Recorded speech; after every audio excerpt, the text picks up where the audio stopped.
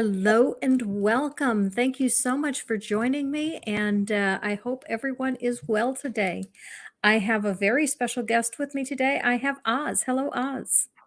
What's up? How are you? I am fine. How are you feeling? Uh, I'm excited, and this is when the nerves start to kick in because you're like, "What am I forgetting? What am I missing?" Mm-hmm. But all in Mm-hmm. all, I'm excited. I'm ready to go. Okay. If you saw the thumbnail about the invasion, the atheist invasion of the city of churches, city of Fort Wayne, Indiana, has proclaimed itself the city of churches. They claim that they have more churches per capita than any other city in the country. And so Oz is putting on an atheist convention and bringing all the atheists into that city of churches. And that convention is called Better. Oz, tell us a little bit about your convention. Yes. Yeah. Thank you for having me on. Thank you for giving me a chance to talk about it here. Well, this is the third date we've had for this, and finally it's happening. Due to COVID, we had to reschedule. Postpone or reschedule two different times, and yeah, it's focused on better conversations with theists and with within our own friendships, relationships, and the atheist community as a whole. And how do we make sure that we're having or doing our best to have good conversations with the theist community, but also within ourselves and helping each other. And are we creating are we creating safe places for people to land and not just turning anybody back into a toxic situation or um, place. So that's going to be part of it. And excuse me, one of the biggest focuses, if not the biggest focus, is relationships and friendships, and mingling, getting to know each other in person, and not just through a camera or a video stream. So that part of the event is planned around that and focused around having time just to chill and hang out and get to know each other. Okay, that sounds really great. And give us the dates. Yeah, it is June 25th and 26th in Fort Wayne, Indiana, and it will be at the Allen County War Memorial Coliseum. It's on Coliseum Boulevard in Fort Wayne. If you're familiar with Fort Wayne, you won't miss it. It's one of the larger structures here in the city. Mm-hmm. Mm-hmm. It's on the north side where it's not downtown. So yeah. Um, Don Rickles once famously said that Fort Wayne is the city that whips the bird at you every time you fly over it because they have one skyscraper. Yeah, Now that was back in, I think the 80s, and and they do have more than one now, but for a long time Fort Wayne only had one skyscraper. I was trying to think, and I've heard that story before. I think we have a whopping four now, three, four. Mm. Yeah, it's what I love about living here is I'm a city boy at heart, but you get a good blend of the big city without the big city, traffic and rush, and um, and you still get that Midwest charm. So Mhm. Mhm. I lived there for, let's see, I moved there in 1990 and I left in 2012. So I lived there for a few decades. Um, and I really liked the city as well. One of the things that I liked is I lived on the very northeast corner, and I was a triathlete. I could get on my bike and be in Amish territory in 5 minutes. And once I got into Amish territory, I could ride without worrying much about traffic.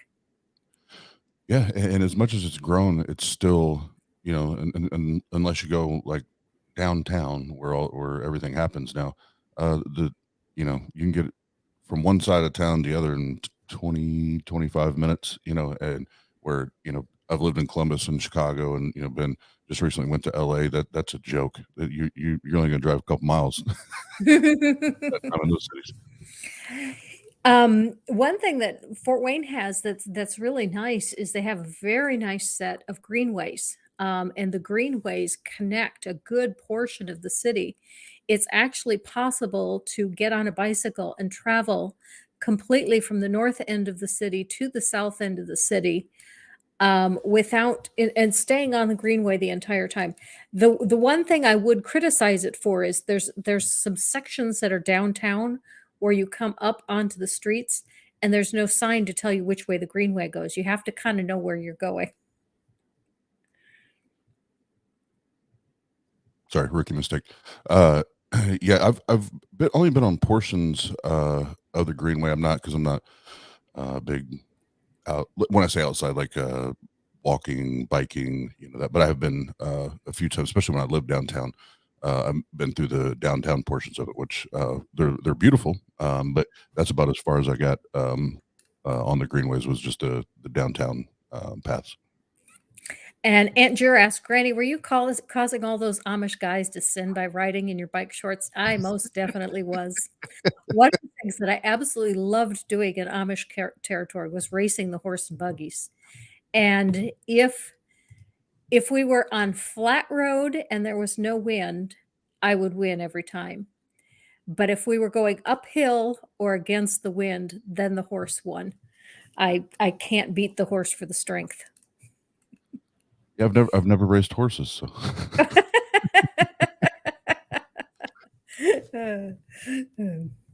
Okay, getting back to the conference a little. Tell us about the tickets. I know that there are several different levels of tickets. There is a link in the description to the video so that you can get to where you can buy tickets. And if someone goes on to the place to buy tickets, what are the different levels of tickets and what do they get for those different levels? Yeah, great question. So we have 4 different tiers or packages, whatever you'd like to call it. But the first one's the essential package is $25, and that just gets you into the main sessions. And what I've defined as the main sessions are usually the last 2 main speaking engagements, of the night. And then essential plus, you're going to get all of the main speaker. You'll be able to have access to all the main speakers in the panel discussions. And then Elite is the 150. You'll have access to any of the events, whether it's speaking or entertainment. And then also you'll have lunch with the speakers, and then anyone from Tang that's there will hang out. And then the $200 package is all inclusive on all that, and the what I'm most excited about outside of the speaking and the kind of hanging out and chilling, like I was talking about earlier, is the after party that we're going to have at the Summit City Comedy Club here in Fort Wayne. And for that $200 package, you get to go, and it's we're gonna have access to a full bar, full comedy club, and have drinks, have fun, and chill. And I work there, so I kind of get once the last comedian is done that night, we kind of have full reign of the building. So Nice. I will be there, and I bought an ultimate ticket. So if you want to meet me in person, get a ticket to Better, go to Better. Go to after party. I will be there. Go to any of the sessions. I will be there because I bought the ultimate experience and I'm going to be at all of it. yes, and thank you. And yeah, I can't wait. Because there's so many of us that I didn't get to meet that weren't able to attend Faithless Forum down in Austin. COVID was still, barking real loud at that point. So there's a lot of people like yourself that I'm excited to meet in person finally, and not just via camera. So. And this is a really good question, Jenna. Ooh, Granny gonna party? Yeah. When I lived in Fort Wayne, I was a believer. I was never an atheist as a resident of Fort Wayne. And I never went to comedy clubs because people at comedy clubs used bad words and they said things that were offensive to my faith. And so I never went to comedy clubs. Plus, I was a teetotaler. I didn't drink. So, yeah, when I come, that will be the first time I've been to a comedy club in Fort Wayne. It'll be the first time that I've drank in Fort Wayne. Uh-oh. Other than communion wine. Yeah, I got a feeling the atheists are going to turn Fort Wayne upside down next week. Actually, I'm not at all worried about it because I never drink more than one drink if I'm driving. So unless and even if if someone else is driving, I never have more than 2 drinks. So, but still, for me, that's partying, and at my age, that's about all I can handle for partying. Yeah, that's I I don't even like drinking alcohol. Oh, I'm okay. kidding. Everybody knows me, knows I party. For me, alcohol is I love tasting whatever the bartender has as their signature drink, and I have had some really cool drinks in my life. Um, Grill 29 used to have a drink called the Ski Lodge that I tried it because I came in and had been cold outside. I was cold. I wanted something warm, and this was a warm drink, and I ordered it. It was absolutely fabulous. But now Grill 29 has gone out of business, and I looked at the ingredients for that drink, and it's got a alcohol that you can only get out of it was either Scotland or France, and so it's not the easiest drink to make, but it was really good. The other thing that I tried recently that was absolutely fabulous was the Assassins Handbook. It is a drink that is exclusive to, w Thursday, Friday, Saturday in Philadelphia, Pennsylvania. And the bartender has the recipe and a video of himself making it. He shows you how to make it. Mm. But some of the ingredients are things that he personally makes. He makes a mulled wine that is one of the ingredients that it'd be pretty hard to duplicate his personal recipe for mulled wine. The the the first one you mentioned, that one, because I bartend at the comedy club, Mm, and that one sounds interesting to me. So then when you're there, I'll have to make my favorite drink to make is called it's called a surfer on acid. okay. Now it sounds more dangerous than it is, but it tastes like pineapple upside down cake. It's Oh, it's perfect. Yeah, for me, the perfect drink is it has to be sweet and have a little bit of kick to it. yeah. Well, this does both, so right up your alley. Oh, the Assassin's Handbook. Um, I've never had a drink before that was that spicy. There's actually jalapeno juice in it, but the sweet and the spicy together are just a perfect blend. Yeah, I'm usually not a big fan of my drink being spicy, but I was at a Mexican restaurant, and it was kind of one of those things what you're talking about, and the bartender said, "What do you want?" I said, Whatever you like to. I don't know what I'm in the mood for. Whatever you like to." Mhm, And mhm. I don't remember the name of it, but he made a drink, and it had jalapeno juice and then something else in there that added kick. And I was like, "This is rare. Normally, I don't like spicy drinks, but I think it was because it was spicy, but it was still light and refreshing. So it wasn't like, Mm, the spice that wasn't, overbearing, but it was mhm. good." M'kay. Getting back to the conference, tell us what the lineup of the speakers is. Yes, I was just pulling that up. So make sure I don't miss anybody here. So, um, well, we'll just start on my side here. So, obviously, Seth Andrews, the Thinking Atheist, will be there. He's going to have his books and everything there to sell. Shannon Q, the one and only Biddy Buddha, Paula Gia, myself and Jenna will be there. Cynthia McDonald, Dave Warnock, Heathen Queen, Dr. Yashua Bowen, and then Holy Kool-Aid. And then the entertainer for the weekend is Madam Who. Mm. Now, I'm not familiar with Madam Who. Is she a YouTuber? She does not have a YouTube channel yet. I know she's been talking about starting one, but um, you can go to madamwho.com, I believe it is. Yeah, madamwho.com and listen to her most recent music things. She's got a beautiful voice. I would, I don't know. I don't even know if she would take this as a compliment, or I know when people like compare my music or whatever to other people, I'm like, I don't sound like that. So I don't know if she'll appreciate this or not, but it's reminds me of very that sassy Lady Gaga type feel. Okay, so she's a singer. Yeah. Yep. That would explain why I've never heard of her because I don't listen to music. Oh, I there you know go. that's a really weird thing. I don't know of anyone else that's like that, but I actually almost never listen to music. Um, and the reason I don't listen to music is because some music has such a profound effect on me Mm. that listening to a sad song can leave me depressed for days. So rather than risk listening to something that's going to alter my mood that much, I just don't listen to music. That's very interesting to me because I would be the opposite of that. That if I can't go very long without listening to something and have something playing, musically, whether it's in the background or in my, my AirPods or whatever. It's a to me, it's always a soothing and a calming thing. So I Mm, almost always have mhm. something going.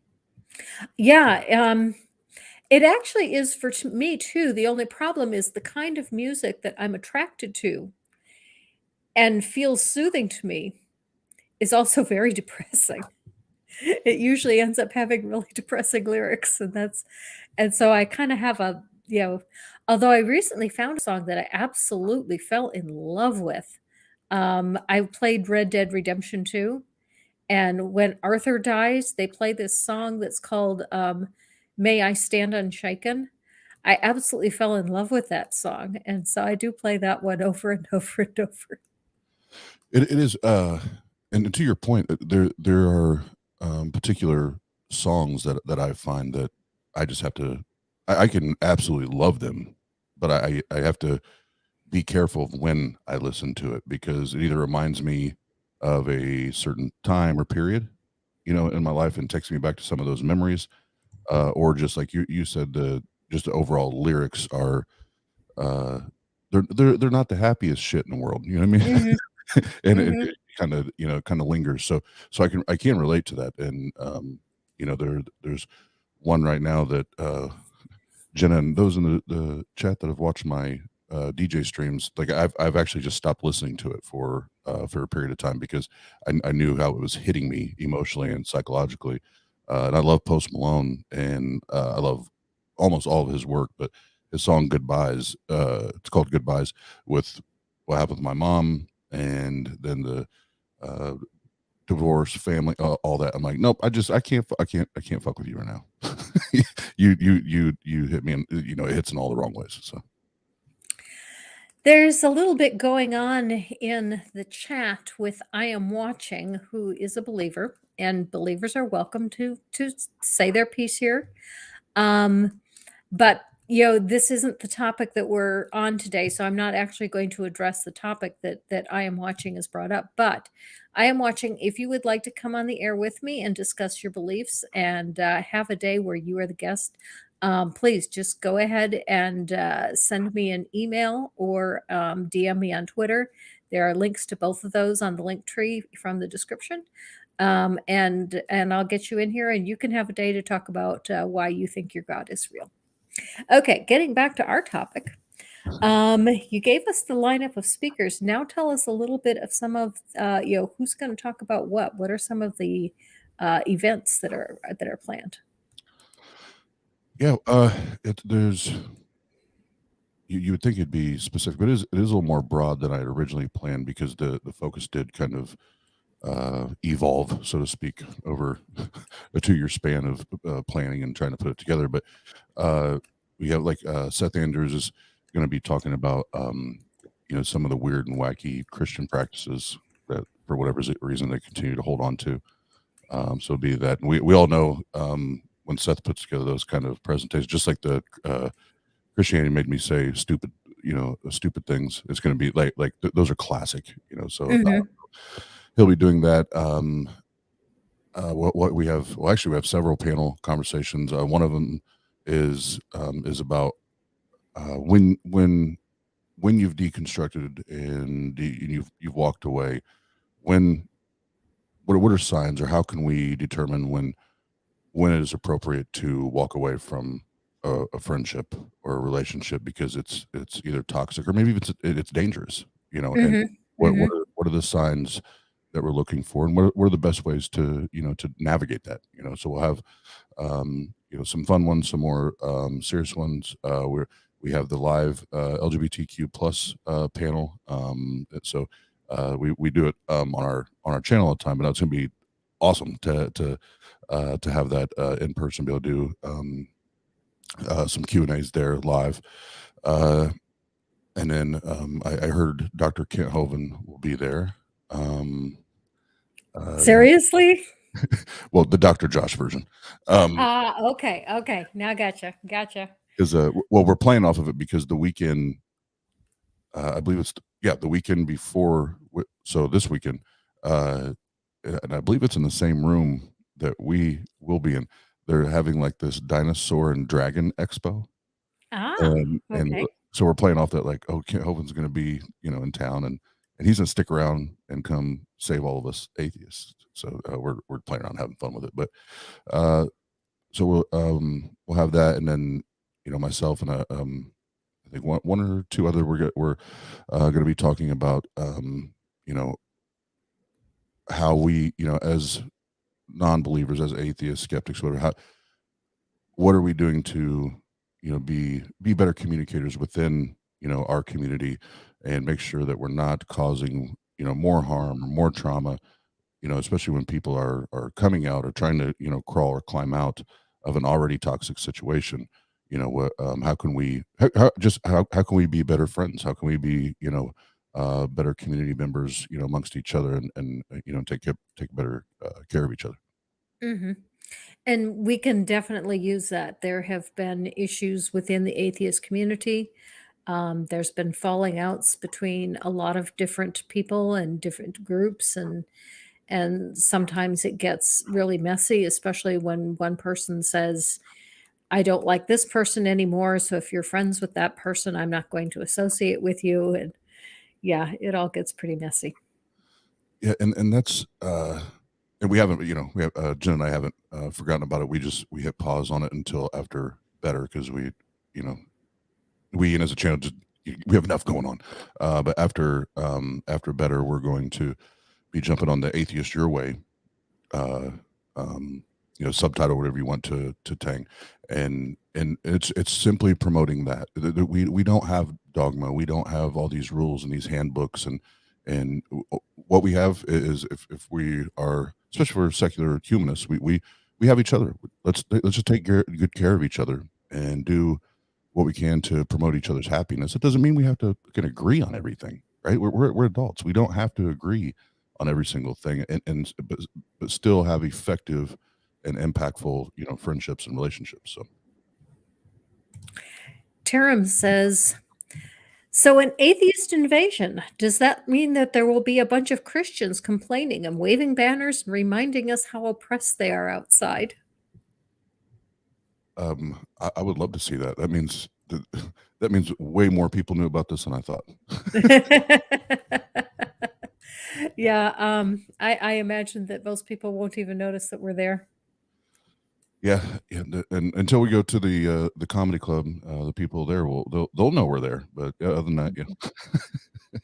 I do remember it was quite some time ago. There was a group of motorcycles that were coming to town, and they wanted to have a wingding. And they were bringing a very large group of people to Fort Wayne for their convention.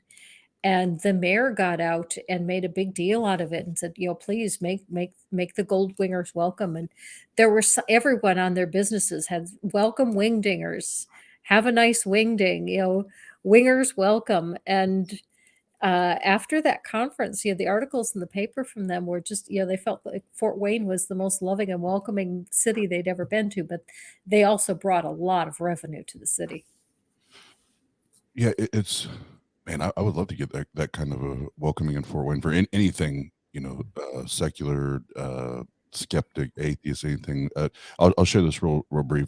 Actually, at better, I'm going to share the kind of the whole story, because it just shows that when you're talking with people, and whether it's organizing an event like this, or it could be any other business, maybe whether you want to call it negotiation or whatever. But I'll give the condensed part of the story, or I'm sorry, the most impactful part of the story that's condensed. But I've been negotiating with Holiday Inn, that's right across the street from the Coliseum, for 2 years, and then they had a management change, so I had to restart everything. And Mm, since mm, March, all I've been trying to do is get a flipping link to send to the speakers and everybody else in attendance to get the blocked room rate, right? mhm, And I've mhm. been running this hands down has been the most frustrating and irritating part of planning all of this, is the hotel, just to get blocked room rates. And then finally I was able to get in person the last 2 or 3 days with the manager, and when I came in, she every time she acted like she didn't know who I was. Not that I'm a big deal, but I've already spoken to you like 6 times. Like you and Yeah, you that is weird. That is weird. I've blocked rooms for weddings before and, called the hotel and told them what day the wedding is and how many rooms I wanted to block, and they told me that, that my guests would have the special rate up until, and they told me what date that, if they don't have their reservations in by that date, they won't get the rate, and they gave us a code word to give to everyone. It was Pearsall Wedding, and everyone who called and asked for a reservation for Pearsall Wedding got the block rate, and um, I had no issues, but it was not at the Holiday Inn. That Holiday Inn wasn't even built yet when I did it. Otherwise, that's actually probably where I would have gone because that Holiday Inn is closer to my house than the one where I put my guests up. Yeah, that's the only reason I even had the stick to itness to keep following up was purely on convenience. That's it. That's the only reason. But anyway,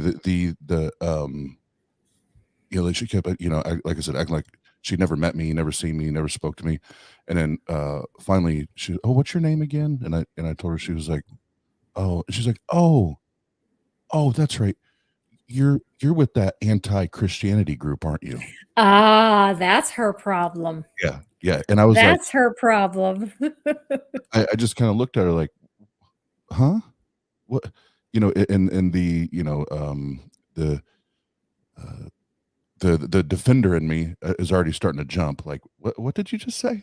And then this is the one I literally had to just put my head down for a minute and collect my collect my thoughts and know how to respond, so that I represented well, our community, Tang and myself properly, and because she said that, and then she looked at me and got this passive aggressive little smirk on her face. She's like, "But you probably don't call yourself that, do you?"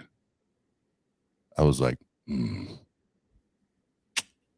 I just sat there for a minute. I was like, okay, respond properly. I was like, you know what? No, we don't. I don't refer to myself as that. I'm not aware of anybody that will be at this event that refers to themselves as anti-Christians. We're just atheists. We don't believe in a God. That's it. I actually do identify as an anti-theist, not an anti-Christian, but an anti-theist, which is close to what she's saying. Although I don't really promote myself as an anti-theist, but I definitely am an anti-theist because I believe that theism is not only incorrect, that it's not only untruthful, I believe it is harmful, and that's why I am an anti-theist. Oops, and I'm bumping my table. You're good. And for the record, I am too. But I'm not. Mhm, I knew what she meant when she said that, mhm. and I'm Yeah. not. I'm not that because you're trying to make that a personal thing, and it's not. I'm not anti you because you believe in that God. I'm just anti that the God and the establishment around it. Mhm. Ox says atheist equals a theist. Caught me. An inquisitive Cronder says, I'm just anti okey doke. And Sandy says, I'm anti dogmatic. Yep. Praise their God. Hmm. And Taram says, one of Kent Hovine's monitors fell. He will do anything to whack an atheist. I quit watching Hovine because I don't find him particularly interesting. um, but I probably should go and look for that one. Do you Yeah. know? Sorry, good. I was just saying, do you know what he's talking about? I take it one of his monitors fell during a broadcast or something. I'm not aware of it, but that would be amazing, especially the way like he's always got like right on his shoulder. So if it falls, it had to have like jarred him because it's always like on top of him. But Hmm. yeah, I don't find him to be incredibly attention grabbing or compelling. Hmm. I think he's a very vanilla speaker. I actually feel sorry for him because he's at an age where he should just give this up and enjoy his grandchildren. And I would love to do that myself. If my grandchildren lived closer, I'd shut down my channel and spend more time with them. but half my grandchildren live on the East Coast, Mm. and the rest of my grandchildren live on the West Coast. And I live right in the middle. I can't see either of them more than a couple times a year, um, which is why I missed Faithless Forum.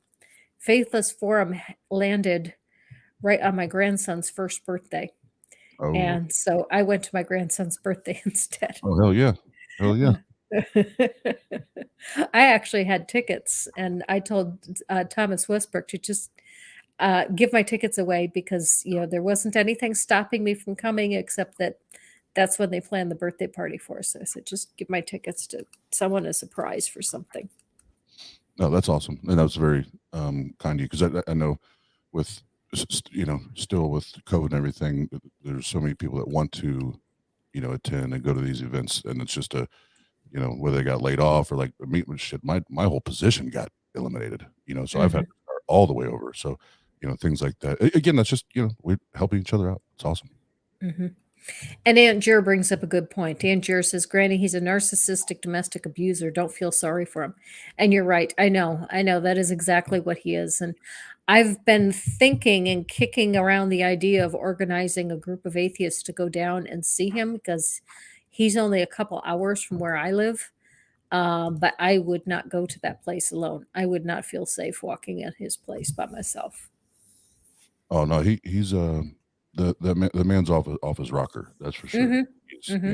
If I take away the, I mean, yes, I still stick to it. He's a very vanilla, just speaker wise. But as far as a man and the history that we have on this man and the recorded uh, accusations or convictions or whatever you want to call it, he's he's nuts. Dude's off his rocker. Mm-hmm. Disoriented says Hovind is a walking example of the Streisand effect. He's been inadvertently boosting smaller atheist YouTubers lately. I've actually been hoping to get whacked by him at some point because I do think that would increase my numbers if he did. I can never hear that and like not chuckle, at least on the inside. Whack an atheist. Well, what I find really so stupid about the whole thing is he's trying to encourage people to accept Christian love by whacking them. And really, who is going to listen to that and say, "Oh, yeah, of course. I want this God that wants to whack me." Please whack me again. That makes all the sense of the world. I can't remember what movie it's on, but the quote, "I'll just beat or we'll just beat you over the brow until morale improves," and that's how I feel about Christian or theism in general. Now it's just I'm going to emotionally, psychologically just beat you until you either fold or you just take it. There was a book that I read as a believer decades ago on how to share your faith. And on the cover, they have a picture of two guys in armor, and one is laying flat on his back, and the other standing over him with a sword at his throat. And the guy laying down says, "Yeah, tell me about this Christianity of yours. It sounds fascinating." Oh my god. And that was supposed to be an example of what not to do. Oh, okay. Jeez. But that's exactly what Hovind is doing. What this other author is saying, this is what you don't do. That's exactly what he's doing. Yeah, it's what was it? I see or hear people say all the time, but there's no love like Christian hate, and Mhm. if that's man, if that's not deadly accurate, I don't know what is. Mhm. Taram asks, if he has Whack an Atheist Wednesday with Dr. Hovind, can I have Crucify a Christian Sunday? Absolutely, why not? If they can do it, we can do it. Absolutely. Sandy says Hovind would make a really good prison guard. I think he would make a lot of good or interesting things in a prison, if you know what I mean. Mhm. Now, did we I'm sorry, I don't we kinda strayed off topic a little bit, but did we talk about all of the different, conferences, different, things that the speakers are going to be covering? In a broad sense, yeah, because a couple of them are still kind of nailing down um, the entire outline and everything of their presentation. So without having the exact titles and everything, I don't want to just throw stuff out there. But the general feel is going to be again building the community, the relationships, and the most I guess the biggest focus being on how are we doing that and how are we going about it and how including myself, how do we get better at it? Because sometimes a lot of times I suck at it. I'm Mhm. terrible, and, Yeah. and I, I I'm the first one to fly off the handle, especially when some dumb shit gets said. So Mhm. I don't have a very high threshold for bullshit and ignorance, and that's okay. That's okay, but sometimes it's how I handle it and what I say, where I put my foot in my mouth. So, including me, I got to get better at it too. Normalizing atheism says Oz is a myth. Pasta Mike in the house.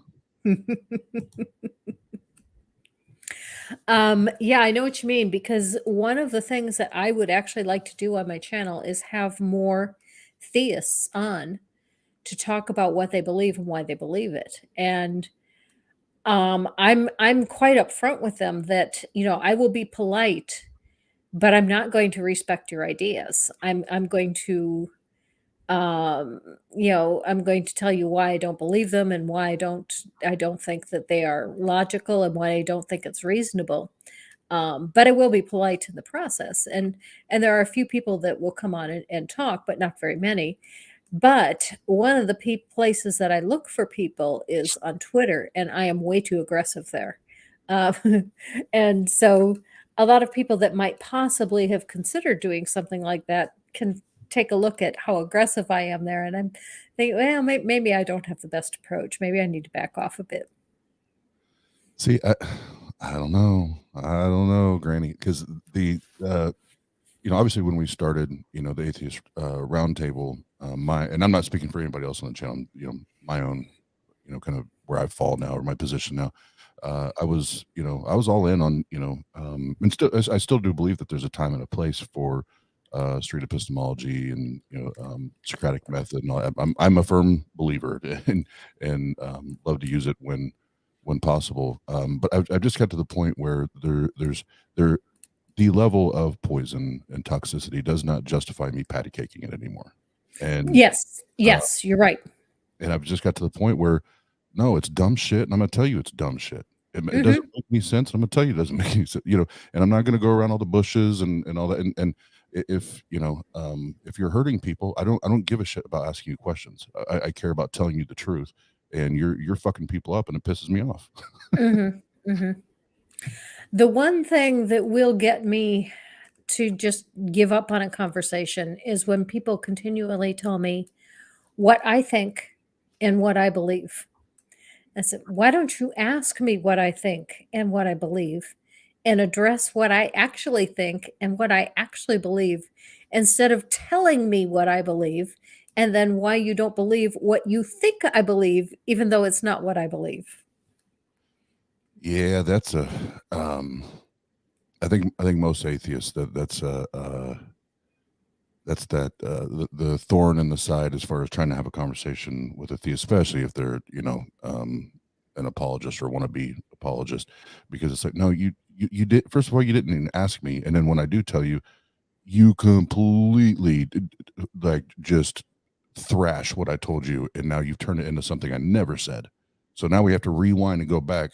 No, let's go back and repeat this, and then you repeat it back to me so that I know you understand what the hell I'm saying. But yeah, Mhm. that's so frustrating. And how do you have a productive or efficient conversation when you continually have to restate and define? I did talk to a guy the other day, and marriage came up, and oh my god, every single it was like, "No, I never even said that."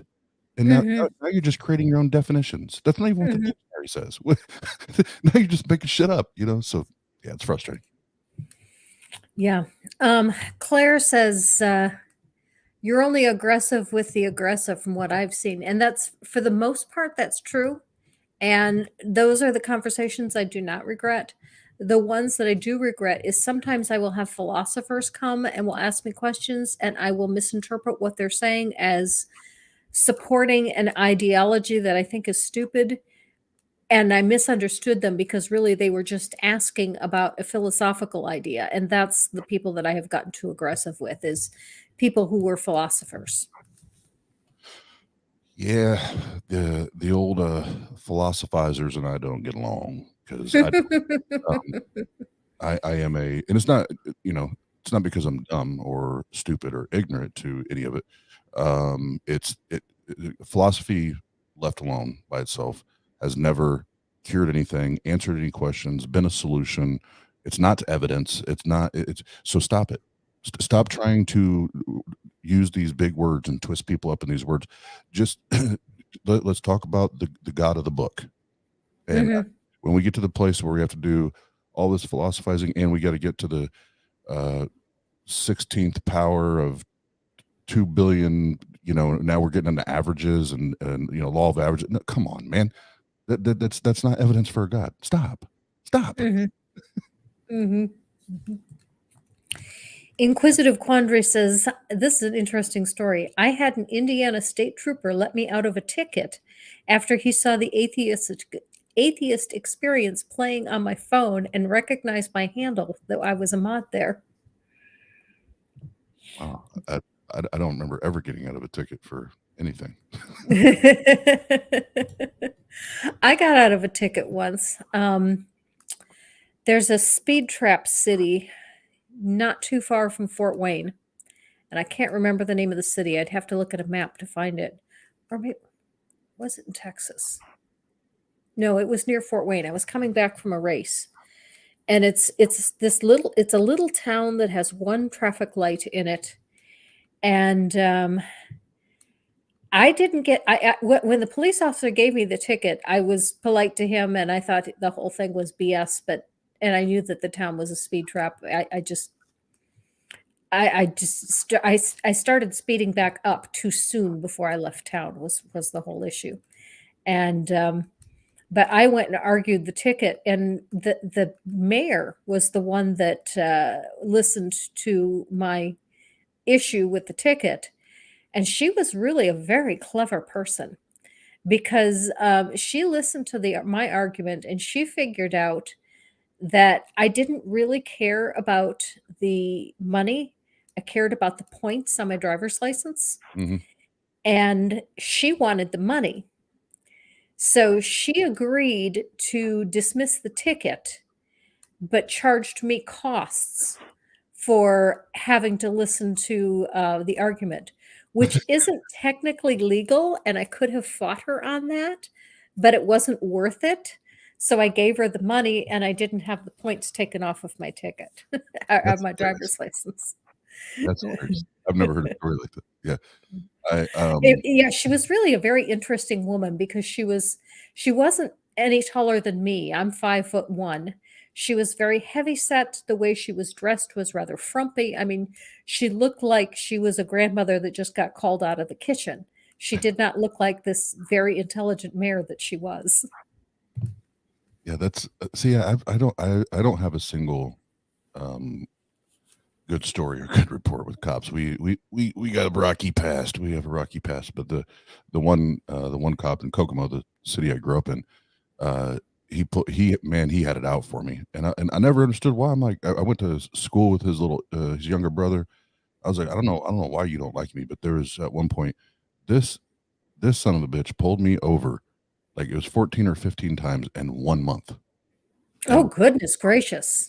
Yeah. Like he was doing everything he could do to try to catch me slipping, riding around dirty or, whatever. He was doing anything and everything. And finally I told him after like 14, 15 time, I was like, all right, dude, enough's enough. Like I'm going to report you for, harassing me. And like, this is way overboard. And after that, he stopped until it was years later. At this point, I think I just got married and I was living in Columbus, Ohio, and I was back in my hometown for Christmas, and I was running down to the mall, and on the way back, I was speeding, and I get pulled over, and I see him get out of the car. I'm like, "You've got to be kidding me. You have got to be this guy? This guy." And he comes up and asks for my ID, and he was like, "Oh, Oz, where have you been? Where the hell have you been?" I was like, "As far away as I could get from you, man. As far away as I could get from you." He would not leave me alone. Ugh. Getting back to the conference, how many tickets have you sold? How many people are you expecting? Right now, I think in total, we're right around 100 right now. Okay. So it's everything considered and the confusion with dates and all that. I'm not, I'm not displeased, but even if we only had 50, that's 50 of us that got to get together and, hang out and Mhm. And the first time you do a conference, it's difficult. And it actually isn't a bad idea to have a small number for the first time because things are going to go wrong. I guarantee it. Things are going oh, to go wrong. absolutely. Absolutely. And so it's nice to be able to figure out all the logistics and figure out how to get things to run so that the next time you have it, it works better. I know that for one thing that I would be tempted to do is if the next time you go to have it is going to the manager at the Holiday Inn and say, the last time we had our event, we were not well received by this hotel. We could take our business to another hotel, or are you interested in having our business and being polite with us, or should we take our business elsewhere? Yeah. Well, and I recorded, once that happened, Mhm. I started writing everything down because I was Mm. like, that this is not okay. Like Mhm. if I did this to a theist and the people I worked with knew that I was not a believer, oh my God, they'd be up in arms.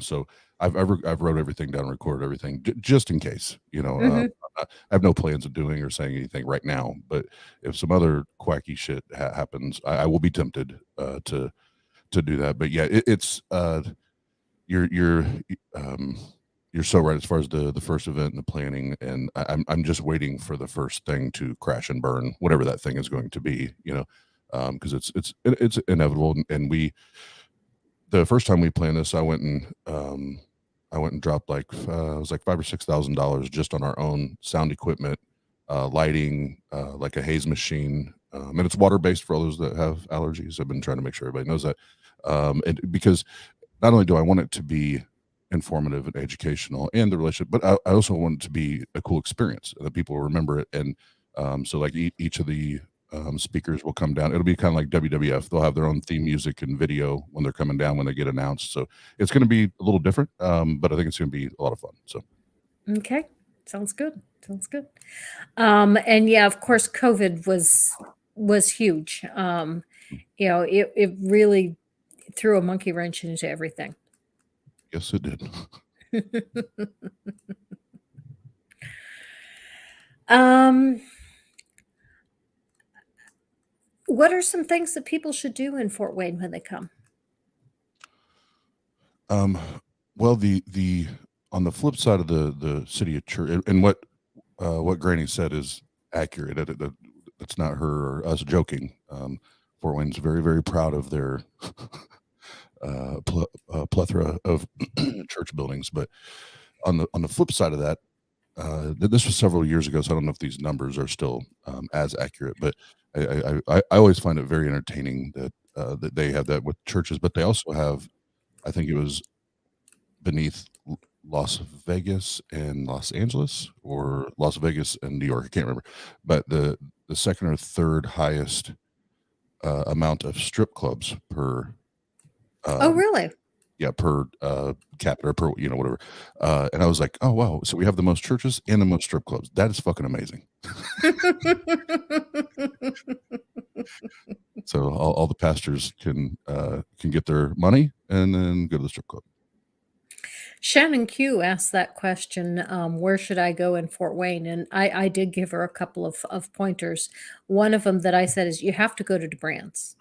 Everyone that comes there needs to go to DeBrand's at least once. DeBrand has some of the best chocolate in the world. Yes. Um, it is expensive. Bring your money. Um, but it is worth it. And there are two businesses that I really miss in Fort Wayne. One of them is DeBrand's. And while I am there, I will go and have my favorite dessert, which is ice cream in a dark chocolate cup with dark chocolate and raspberry sauce and pecans. That is my favorite dessert. But DeBrand has other things besides just ice cream, but you just check it out. And the other thing is Cinema Grill. Cinema Grill is the first place where I ever was able to watch a movie and eat dinner at the same time, and I love it. You need to go about 10 minutes before the movie starts so that you buy your ticket, you go in, you sit down, and a waiter or waitress will come to you and take your order, and they will bring your order out right about the time that the previews start. And I always had either the barbecue chicken pizza or the buffalo chicken pizza. The pizzas are not your typical pizzas. They're a little bit different, and that was one of the things that I like. I like things that are a little bit different, and so those are the two places in Fort Wayne I am very much looking forward to visiting because I love those places. Yeah, and hey, she ain't lying. The brands that shit good. That shit good. Yeah, that's a drug, man. That shit's addicting. And like a couple of the places that for those that like come early on Friday and maybe they stick around a day or two, for those I'm a huge taco like fanatic, and there's a place here called Famous Taco. They're the best damn street tacos you've ever had in your life. So we'll do that, and then there's a place my favorite like little pub. It's downtown and it's like on or in and on whatever left field of the Fort Wayne Tin Caps baseball stadium, and they have a beautiful patio out there where you can watch or listen to the game, while you drink or eat, and they got amazing food.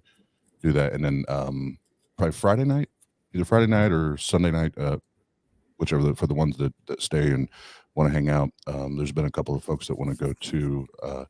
It was Fort Wayne's first like open LGBTQ plus like bar, and we go and try to support. When I say we, myself and a couple of people I work with at the comedy club, we try to go there and support and hang out and everything. So I go there. They've got. I'll wear this shirt. Hell yeah! It's my ally shirt. Hell yeah! Yes. So Yeah, good. There you. Yep.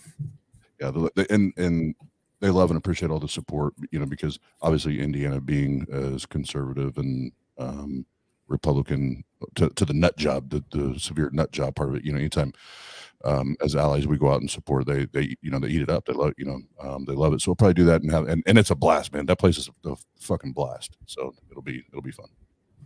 Okay. Sandy has a question. Sandy says, are you doing any live streams that can be attended? I'm sure that you've said as much on your channel, but you tend to stream when Sandy is sleeping. Yeah, we be streaming late. We were going to, but just logistically, and the amount, well, but more so financially, the cost to get internet like hardline fed into that room was astronomical. So I was like, yeah, we'll do.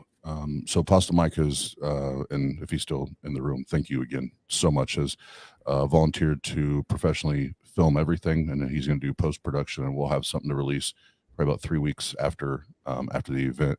But the one thing you can catch live is the after party. The only caveat is because, again, Pasta Mike has invested good chunk of change into the equipment to live stream from there. We'll live stream the after party for patrons and channel members to help kind of recoup for time and money and all that.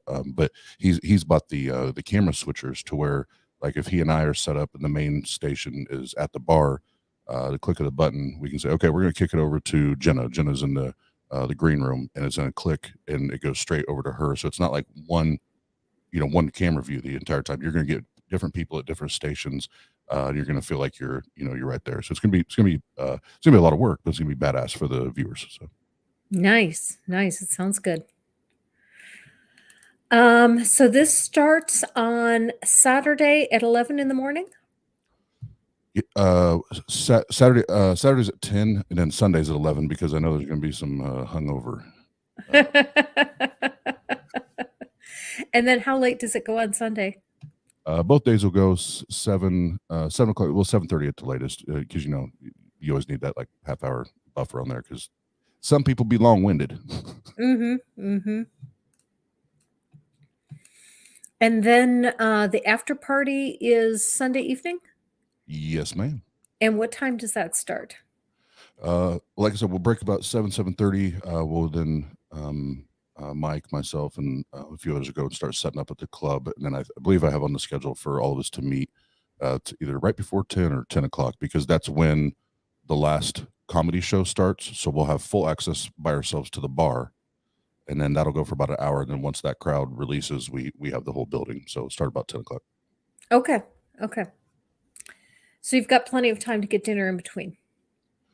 Yep. Well, and I actually go to talk to my boss tomorrow, but you can get dinner in between, or it looks like we'll have our full kitchen. I think Oh, I think so there's food available at the comedy club. I'll have that.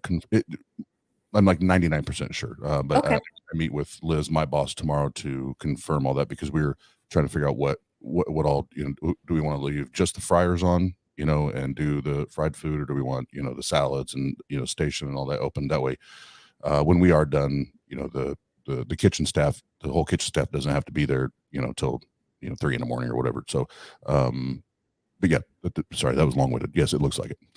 Okay. Very good. Very good. Let's see. Is there anything else about the conference that you think people should know about that they don't know about yet? Yeah, well, this is probably a perfect ending to it. So, Jen and I did and then Holy Kool-Aid and Dave Warnock joined us at the end of it. But Monday, we launched a week-long promo, and the ultimate package. So it's the $200 package. Between now and Monday, you can buy one and get one half off. So that's one part of the promo, and then Mhm. second part of that promo is every single ticket that's ultimate ticket that is purchased is going into a drawing for this coming Monday, and we're giving away 2 tickets. So 2 of those tickets will draw the names of those people that purchased, and we'll reimburse them for one of it can only be 1 ticket per order, so there's a limit. But there'll be 2 tickets given away. So if you've been holding off, or you've been, that's just a little too much for me right now, we're trying to create ways to, to help get you there. So the easiest way to do is go to jesusisamyth.com, or follow the link that Godless Granny put in the description, and go buy the damn tickets. Come hang out. And then is this going to be an annual event? That's the plan. That's the plan. Okay. As long as we don't have any more COVIDs. Mhm. It probably won't be. It probably won't be called Better. I have some other ideas that I'm kicking around, but yeah, the event, that's the goal. Okay. Okay. Um, if anyone in the audience has any other questions or comments, make them now. Otherwise, I usually go an hour and a half, but I don't really have anything else to talk about unless you do. Um, but yeah, if anyone else has any other questions or comments, we'll get to those first before we go ahead and shut down. Let's see. There was one other thing I wanted to bring up. Oh, I know what I wanted to bring up. Zesto. If you can't afford to brand, Zesto is an ice cream that is unique to Fort Wayne. It's soft serve like Dairy Queen, but it has just a slightly different flavor to it. Mhm. And it is unique ice cream, and it is worth trying, and it is not expensive. It is cheap. But it is good. So that's another thing to try in Fort Wayne is Zesto. Yep. Yeah. It's Yep. Granny's giving you all the hot spots of Fort Wayne. I don't even need to tell you. If you come and you bring kids, take your kids to the children's zoo. Fort Wayne has if you're looking for a big zoo like Chicago, Milwaukee, a big city zoo, Fort Wayne Zoo is not that. But if you look at the name and you see Children's Zoo and you think, oh, it's just a little petting zoo. No, it's not that either. It's in between. It is a good sized zoo. It will take you most of the day to see the whole thing. But there won't be any really large animals. There will be no elephants. There will be no lions. They do have tigers. th- um, for a long time, the Fort Wayne Children's Zoo had the only Tasmanian devil that was outside of, um, not New Zealand, but where Tasmania, where they're native to. But unfortunately, keeping a Tasmanian devil alive in captivity is a very difficult thing, and eventually it did die. So they don't have it anyway. But it is a nice zoo. Yeah, I love the zoo here because it's what's kind of it resembles a city. It's you know, I said earlier about Fort Wayne, you get the big city feel, but you don't get all the hubbub and the traffic and all that. It's the same thing with the Fort Wayne Zoo. It's still you get your money's worth. It's like going to a large zoo, but it's not jam packed and you got to walk 10,000 miles just to get from one side to the other. So Cosmic Kyle says, my girlfriend says there's some kind of cookie shop in Fort Wayne near the hotel. Tell me more. if that's what I think you're talking about, that's Sandy's Cookies. It's the same one that you're talking about, Kyle. It's actually in the mall. And the lady that owns that actually started in Kokomo, my hometown, and has been on Shark Tank. And through her idea for making it a franchise at the Sharks, yeah, they're good. And Sandy says, I wonder if they will bless the hotel after you leave. I'll have the oil and the holy water. Yep, sprinkle it in all the rooms. We had atheists here. we need to what's the word when you call an exterminator? We need to not debug, but basically fumigate. We need to fumigate with holy water because we had atheists. Yeah, the damn atheists. Okay. Thank you so much for coming, Oz. It sounds like the event is going to be a great event. So everyone buy tickets and come to the conference. I will be there. Oz will be there. You could meet us both in person.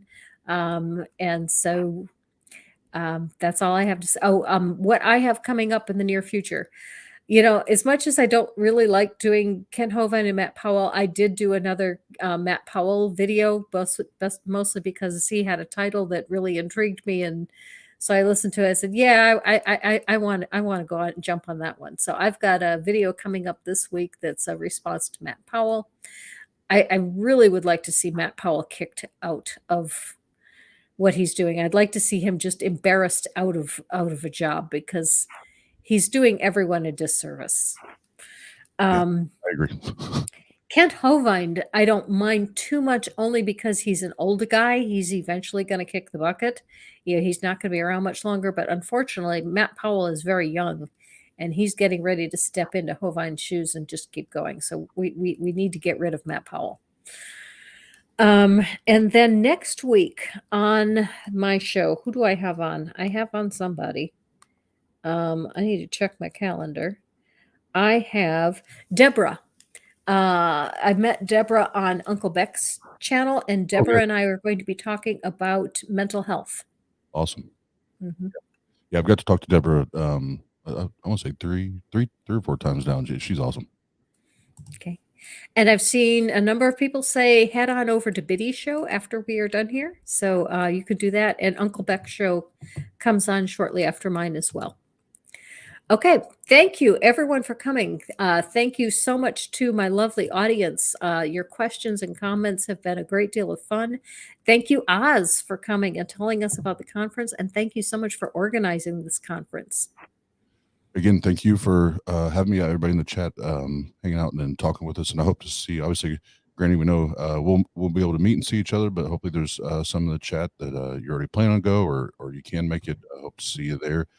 And it's going to be a blast. It's going to be a blast. Okay. Live your life.